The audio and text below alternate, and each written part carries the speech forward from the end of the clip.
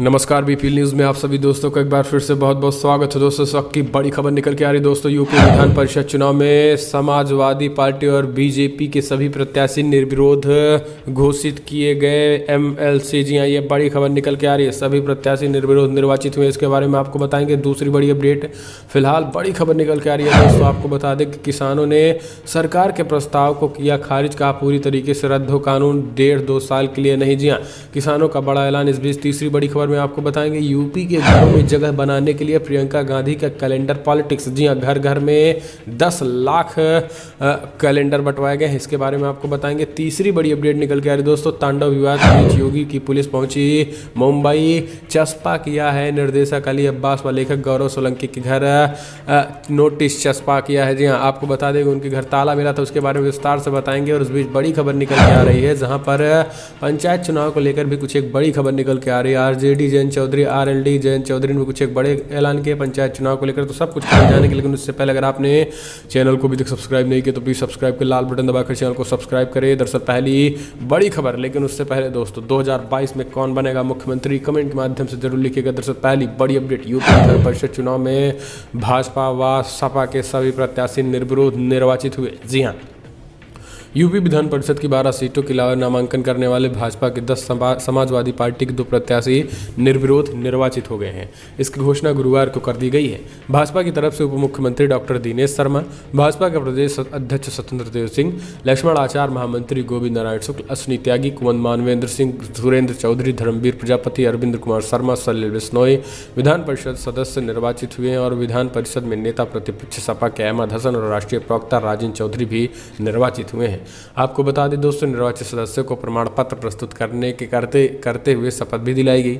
सोमवार को नामांकन दाखिल करने के अंतिम दिन तक सपा के 2, भाजपा के 10, एक निर्दलीय महेश चंद्र शर्मा सहित 13 उम्मीदवारों ने पर्चा भरा था। महेश के पास 10 प्रस्तावक न होने के कारण उनका नामांकन निरस्त हो गया था, जिसके साथ ही सभी भाजपा के 10 व सपा के 2 उम्मीदवारों का निर्विरोध निर्वाचन तय हो गया था। हम चलते हैं अगली अपडेट लेते हैं। जयंत चौधरी ने लगाया केंद्र सरकार पर बड़ा आरोप, किसानों के खिलाफ साजिश रच रही है मोदी सरकार। मोदी सरकार किसानों के खिलाफ साजिश रच रही है। प्रधानमंत्री मोदी किसानों को मूर्ख समझ रहे हैं। ऐसा पहली बार हो रहा है कि किसान आंदोलन के 58 दिन हो चुके हैं और 70 से 75 किसान मर शहीद हो चुके हैं। उसके बावजूद भी सरकार सुनने को तैयार नहीं है। ये बात राष्ट्रीय लोकदल के राष्ट्रीय उपाध्यक्ष जयंत चौधरी ने कहा है। जयंत चौधरी ने गुरुवार को नवझील के गाँव बरौठ और मनगाड़ी में किसानों की पंचायत को संबोधित कर रहे थे। उन्होंने कहा है कि सरकार मनमानी और तानाशाही कर रही है, इसके लिए हमें लंबी लड़ाई लड़नी पड़ेगी। आगामी 26 जनवरी को गणतंत्र दिवस पर दिल्ली में एकजुट होकर ट्रैक्टर मार्च निकाला जाएगा। इनमें किसान बढ़ चढ़ कर भाग भी लेंगे। हम चलते हैं अगली अपडेट लेते हैं दोस्तों, बड़ी खबर निकल के आ रही है, जहां पर किसानों ने सरकार के प्रस्ताव को किया खारिज, कहा पूरी तरीके से रद्द हो कानून, बोले व्यर्थ नहीं जाएगा किसानों का बलिदान। संयुक्त किसान मोर्चा की आम सभा में सरकार द्वारा बुधवार को रखे गए प्रस्ताव को खारिज कर दिया गया है। 3 केंद्रीय कृषि कानूनों को पूरी तरीके से रद्द करने और सभी किसानों के लिए सभी फसलों पर लाभदायक एमएसपी के लिए एक कानून बनाने की मांग करते हुए किसानों ने आंदोलन जारी रखने पर बात दोहराई है। संयुक्त किसान मोर्चा ने आंदोलन के 58वें दिन गुरुवार को एक प्रेस नोट जारी करके अपने फैसले से सरकार को आग्रह किया। आंदोलन में अब तक शहीद 147 किसानों को श्रद्धांजलि अर्पित करते हुए किसान नेताओं ने कहा है कि इसका बलिदान व्यर्थ नहीं जाएगा। संयुक्त किसान मोर्चा की डॉक्टर दर्शन पाल की ओर से जारी प्रेस नोट में किसान नेताओं ने बताया है कि 26 जनवरी को रिंग रोड पर हर हाल में अपनी परेड करेंगे। पुलिस प्रशासन की मनाही के बावजूद किसान अपनी बात पर दृढ़ हैं। किसानों ने कहा है कि उनका आंदोलन शांतिपूर्ण चल रहा है और अब ये देशव्यापी हो चुका है, इसमें सरकार किसी भी तरीके से रोक नहीं सकती है। हम चलते हैं अगली अपडेट लेते हैं दोस्तों, आपको बता दें फिलहाल बड़ी खबर निकल के आ रही, पंचायत चुनाव में पुलिस का हथियार बनेगा सी प्लान ऐप। अब इन सब चीज़ों पर लगेगा रोक। दरअसल अफवाहों से निपटने में लोकसभा चुनाव में कारगर साबित हुए सी प्लान अब पंचायत चुनाव में भी पुलिस का हथियार बनेगा। गाँव में पंचायत चुनाव की सरगर्मी बढ़ गई और हर घटना पंचायत चुनाव से जोड़कर बताई जा रही है। पल भर में अफवाहों का दौर गर्म हो जा रहा है। ऐसे में अफवाह पर लगाम लगाने के लिए सी प्लान ऐप के इस्तेमाल पुलिस तेजी से लाएगी। इन ऐप में गांव कस्बों में पुलिस की ओर से बनाए गए 10 संभ्रांत लोगों के नंबर फीड होंगे। लोकसभा चुनाव में सी प्लान ऐप लॉन्च कर दिया गया था। ऐप में गांव कस्बा स्तर पर पुलिस की ओर से 10-10 संभ्रांत लोगों की सूची बनाई गई। ऐप में इसके नाम के साथ उनके मोबाइल नंबर भी हैं। किसी भी गांव या कस्बे में यदि कोई घटना घटित होती है या अफवाह फैलती है तो सच को जानने के लिए ऐप के जरिए पुलिस सीधे इन संभ्रांत लोगों से किसी को फ़ोन लगा सकेगी या मैसेज कर सकेगी। हम चलते हैं अपडेट लेते हैं दोस्तों। तांडव विवाद के बीच निर्देशक अली अब्बास व लेखक गौरव सोलंकी के घर पहुंची यूपी पुलिस ने चिपकाया नोटिस। वेब सीरीज तांडव विवाद में घिर चुकी सीरीज के निर्देशक अली अब्बास जफर समेत 5 लोगों के खिलाफ मुंबई और यूपी के लखनऊ में बुधवार को धार्मिक भावनाओं को चोट पहुंचाने के मामले में दर्ज किए गए यूपी पुलिस की एक टीम अली अब्बास को लेखक गौरव सोलंकी के मुंबई स्थित घर पहुंची। इसके बाद टीम अमेजॉन के कार्यालय में भेजी गई। एक मीडिया रिपोर्ट में जानकारी मिली है कि तांडव सीरीज के जरिए लोगों की भावनाओं आहत करने के निर्देशक अली अब्बास समेत 5 लोगों पर लखनऊ मामला दर्ज किया गया था। लखनऊ पुलिस ने रविवार को मामले की जांच में सहयोग करने के लिए मुंबई पुलिस आयुक्त सीपी के कार्यालय में संपर्क भी किया है। निरीक्षण अनिल कुमार सिंह के नेतृत्व में 4 सदस्यीय टीम मुंबई पहुंची थी। हम चलते हैं अगली अपडेट लेते हैं। बाहुबली अतीक अहमद पर फिर से कसा सीएम योगी का शिकंजा। भाई की 7 संपत्तियां होंगी कुर्क। माफिया घोषित किए जा चुके बाहुबली पूर्व सांसद अतीक अहमद की मुश्किलें कम होने का नाम नहीं ले रही हैं। अतीक अहमद और उनके करीबियों पर कानूनों के साथ ही योगी सरकार का शिकंजा तेजी से कसता जा रहा है।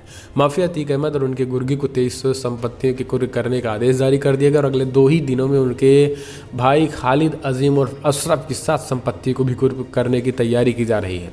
डीएम प्रयागराज भानुचंद्र गोस्वामी ने अशरफ की 7 संपत्तियों को कुर्क करने का आदेश दे दिया है। आरोप है कि ये सभी संपत्तियां अपराध से अर्जित किए गए धन से खरीदी गई हैं। ये संपत्तियां धूमनगंज थाना क्षेत्र के कसारी मसारी इलाके में स्थित हैं। कुछ समय पहले ही पुलिस के इन संपत्तियों का कुर्क करने को डीएम प्रयागराज से अनुमति मांगी गई थी। इसके बाद डीएम ने गैंगस्टर एक्ट 14 के तहत इन संपत्तियों को कुर्क करने के आदेश दे दिए हैं। इन 7 संपत्ति करोड़ों की बताई जा रही हैं। इन 7 संपत्तियों को अगले 3 से 4 दिनों में जब्त किया जा सकता है। जब्तीकरण की कार्रवाई धूमनगंज थाना पुलिस को करनी होगी। संबंधित थाने के प्रभारी इन संपत्तियों के प्रशासक रहेंगे। हम चलते हैं अगले अपडेट। गौतम गंभीर ने भव्य राम मंदिर निर्माण के लिए दिए 1 करोड़ रुपए का चंदा। भारत के पूर्व सलामी बल्लेबाज और बीजेपी सांसद गौतम गंभीर ने अयोध्या में भव्य राम मंदिर निर्माण के लिए 1 करोड़ रुपए का चंदा दिया है। क्रिकेटर से नेता बने गंभीर ने कहा है कि फिलहाल ये राशि उन्हें और उनके परिवार ने अयोध्या में एक भव्य राम मंदिर के निर्माण के लिए दिया है, जो सभी भारतीयों का सपना है। पूर्वी दिल्ली से सांसद ने एक बयान में कहा है कि भव्य राम मंदिर सभी भारतीयों का सपना है। इसके लिए मेरे और मेरे परिवार की ओर से ये रकम एक छोटा सा योगदान। पार्टी नेताओं ने बताया कि दिल्ली भाजपा ने पूरे शहर में चंदा एकत्र करने के लिए कूपन जारी किया है, जो 100 रुपये, 10 रुपये, 100 रुपये और 1000 रुपये का है। दिल्ली भाजपा महासचिव अभियान के संयोजक कुलजीत चहल ने बताया है कि इसका इस्तेमाल लोगों से चंदा एकत्र करने में किया जाएगा। हम चलते हैं अगली अपडेट लेते हैं दोस्तों। बड़ी खबर निकल के आ रही है। आपको बता दें, यूपी की घरों में जगह बनाने के लिए प्रियंका गांधी की कैलेंडर पॉलिटिक्स। कांग्रेस महासचिव और यूपी की प्रभारी प्रियंका गांधी ने नए साल के मौके पर 10 लाख कैलेंडर छपवाए हैं, जिन्हें राज्य के विभिन्न शहरों और गांवों में बांटा जाएगा। 12 पन्नों के इस कैलेंडर के हर पन्नों पर प्रियंका गांधी की बड़ी तस्वीरें हैं। इस साल के इन कैलेंडरों को हर गांव और शहरों के हर वार्ड तक वितरित करने के निर्देश पार्टी पदाधिकारियों को दिए गए हैं। इस कैलेंडर की तस्वीर में प्रियंका गांधी एक्शन में नजर आ रही हैं। पहले पन्नों पर सोनभद्र के उमरा नरसंहार के बाद अपनी संवेदना व्यक्त करने पहुंची प्रियंका गांधी की तस्वीरें आदिवासी महिलाओं के साथ छपी हैं। हाथरस कांड के पीड़ित परिवार से मिलने को लेकर अलग अलग संघर्ष की तस्वीरें भी, जनसंपर्क की तस्वीरें भी बाकायदा इस कैलेंडरों में छपी हैं, ताकि यूपी के घरों घरों तक वो पैठ बना सके। हम चलते हैं पश्चिम बंगाल में बीजेपी की रैली में लगी थी देश के गद्दारों को गोली मारो सालों को। इसके नारे लगाने पर पुलिस ने 3 कार्यकर्ताओं को किया गिरफ्तार। दिल्ली की तर्ज पर पश्चिम बंगाल में भी बीजेपी की रैली में गोली मारो का नारा लगाना भाजपाइयों को भारी पड़ गया है। बंगाल में पुलिस भी एक्टिव मोड में आ गई और वो ऐसे नारे लगाने वालों के खिलाफ सख्त कार्रवाई कर दिया। पुलिस ने शुभेंदु अधिकारी के रोड शो में गोली मारो का नारा लगाने वाले बीजेपी युवा मोर्चा के 3 कार्यकर्ताओं को गिरफ्तार कर लिया। दरअसल हाल ही में हुगली में बीजेपी नेता शुभेंदु अधिकारी की रैली हुई थी और इस रैली में शामिल बीजेपी समर्थकों ने देश के गद्दारों गोली मारो को जैसे बेहद भड़काऊ नारे लगाए थे। इस रैली का वीडियो भी वायरल हुआ था, जिसको लेकर सवाल उठाए जा रहे थे। इसके बाद पुलिस ने इस पर कार्रवाई करते हुए बीजेपी युवा मोर्चा के 3 कार्यकर्ताओं को गिरफ्तार कर लिया। पुलिस के मुताबिक बीजेपी युवा मोर्चा सुरेश रॉबिन घोष और प्रभात गुप्ता का नारेबाजी के मामले में गिरफ्तार किया गया है। हम चलते हैं अगली अपडेट लेते हैं दोस्तों। बड़ी खबर निकल के आ रही, महाराष्ट्र पंचायत चुनाव में नतीजे, गांव में चला अघाड़ी का जादू, बीजेपी हुई साफ। महाराष्ट्र में हुए ग्राम पंचायत चुनाव के नतीजे में अब लगभग साफ हो गए। शिवसेना और भारतीय जनता पार्टी दोनों ही सबसे अधिक सीटें जीतने का दावा कर रही है। शिवसेना का दावा है कि वो सबसे ज़्यादा सीटें विजयी रही है, वहीं बीजेपी भी नंबर 1 पार्टी होने का दावा कर रही है। बीजेपी के दावों को ही सही मान लिया जाए तब भी साफ है कि शिवसेना के नेतृत्व वाली सत्ताधारी गठबंधन महाविकास अघाड़ी सबसे बड़े गठबंधन के तौर पर उभरा है। हम चलते हैं अगली अपडेट लेते हैं दोस्तों। बड़ी खबर निकल के आ रही है, आपको बता दें कि फिलहाल यूपी के मुख्यमंत्री योगी आदित्यनाथ को मिला सबसे बढ़िया मुख्यमंत्री होने का अवार्ड। दूसरे नंबर पर अरविंद केजरीवाल। दरअसल देश के साथ साथ राज्य की सरकारों के कामकाज को जानने और समझने के लिए आज तक ने कर्वी इनसाइट के साथ मिलकर सर्वे किया है। इस सर्वे में जनता ने देश के अलग अलग राज्यों में वहां की सरकार के शासन के साथ बेस्ट परफॉर्मिंग चीफ मिनिस्टर को लेकर सवाल पूछे गए। इनमें देश की जनता ने यूपी के मुख्यमंत्री योगी आदित्यनाथ की सबसे लोकप्रिय सीएम बताया है। तो दोस्तों इसके फिलहाल में अभी एबीपी न्यूज़ और सी वोटर ने भी एक सर्वे कराया था, जिनमें यूपी के मुख्यमंत्री योगी आदित्यनाथ का 10 मुख्यमंत्रियों में भी नहीं था और सबसे घटिया मुख्यमंत्री में नीचे पायदान पे था।